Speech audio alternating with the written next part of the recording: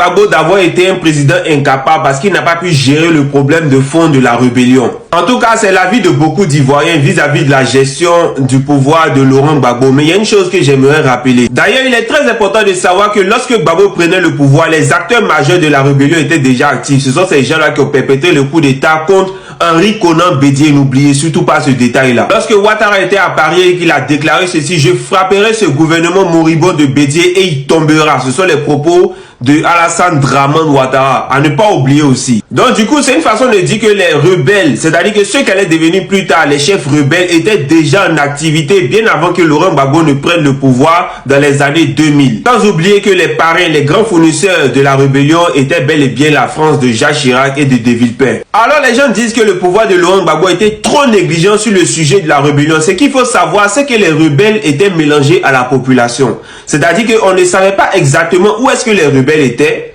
parce qu'ils étaient mélangés parmi la population.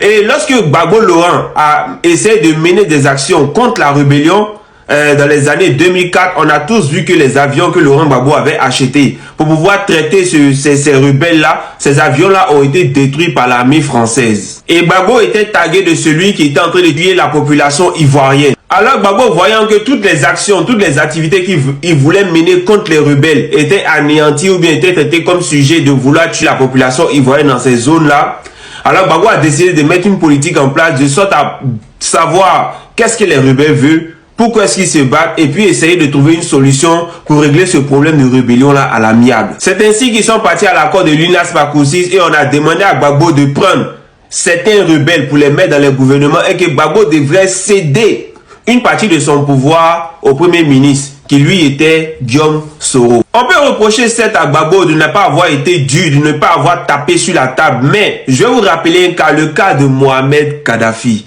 Kadhafi, par contre, lui, il a été très dur envers les rebelles. Il a traité les rebelles jusqu'à ce que les rebelles se retranchent dans la ville de Misrata en Libye, où il devrait finir avec. Mais la France et ses alliés ont tenu rapidement une session de l'ONU afin de voter une résolution contre la Libye de Mohamed Kadhafi. Et Mohamed Kadhafi qui a voulu aller jusqu'au bout avec les rebelles pour traiter tous les rebelles, Mohamed Kadhafi aujourd'hui, où est-ce qu'il est?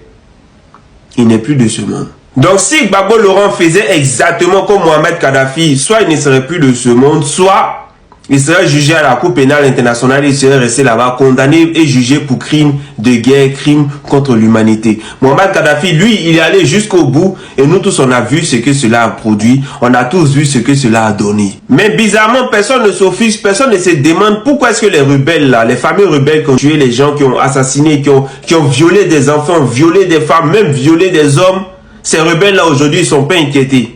La Côte d'Ivoire, c'est leur paradis. Ils sont même cadres, ils occupent des hautes fonctions, ils sont même des généraux dans l'armée régulière ivoirienne. D'autres diront oui que Gbagbo a gracié, Gbagbo leur a accordé une grâce, mais non, la grâce de Gbagbo se limitait aux crimes graves. C'est-à-dire que ceux qui ont commis des crimes graves devraient être jugés. Et même lorsque Gbagbo est tombé, c'est-à-dire qu'en 2010, ces gens-là ont encore perpétré des actions négatives sur la population.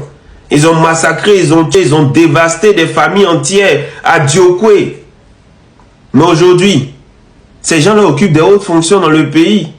Ces gens-là sont bien placés. Personne ne s'offuse de ça. Personne ne parle de ça. L'armée française elle-même a perpétré des crimes sur la population ivoirienne devant l'hôtel Ivoire, sous le pont, devant le 43e Bima.